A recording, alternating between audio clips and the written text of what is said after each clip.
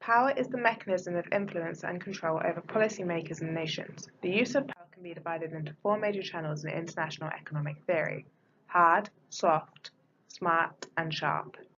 Hard power is the use of country-specific resources to exhibit political superiority over other nations. During the early 20th century in Western Europe, hard power was abundant as nations were building armies and threatening each other in order to attempt to force coercion in their policy. Countries were competing in military strength, which eventually resulted in World War I instead of countries gaining influence over their political rivals. The most common example of hard power is military might, such as the US and UK intervention in Syria against the ruling regime in order to attempt to influence political decisions. Russia has developed a reliance on hard power under Putin. This is seen through increasing military presence globally.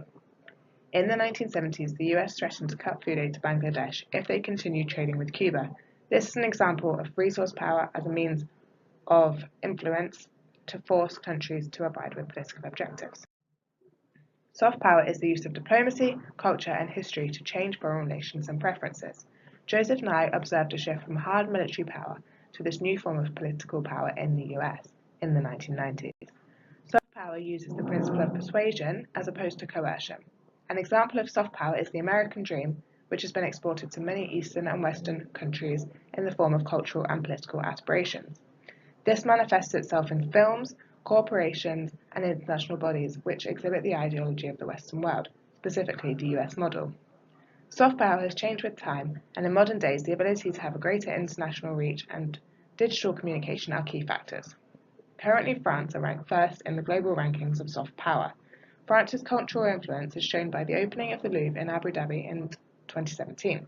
This is further supported by French being the second language of international institutions.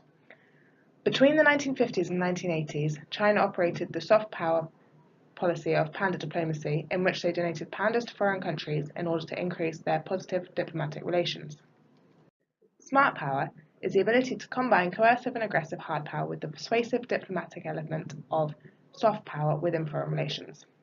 Theodore Roosevelt displayed his attitude towards foreign policy in his famous quote, "Speak softly and carry a big stick." This illustrates the adoption of smart power. Smart power was used in the fight against terrorism as a multifaceted combat strategy, initially in the fight against the Taliban in Afghanistan. Hard power was used in the form of armies and militia in warfare. Soft power in the form of diplomacy was used also. Over the last few months, North Korea's foreign policy has demonstrated smart power.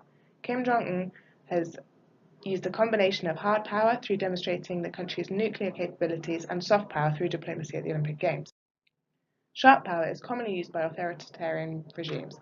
It works similarly to soft power in that it focuses on information and current political issues, though its mechanism is entirely different as manipulation and distortion are used instead.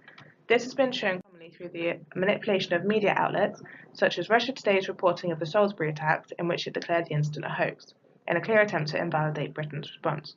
The supposed Chinese and Russian influence in the Brexit result also demonstrates the use of sharp power as a way for countries to achieve global policy in their best interests. Another example of this phenomena is Al Jazeera's reporting of the Arab world. The bill banning foreign donations in Australian politics is an attempt to divert and discourage sharp power's influence due to unprecedented and increasingly sophisticated attempts to influence politics. In our presentation, we have discussed numerous examples of power. The recent cases and examples suggest a potential shift of global power from the west to the east, made more prevalent by the rise in sharp power. Finally, power is continually evolving in international economic policy, and our examples demonstrate this.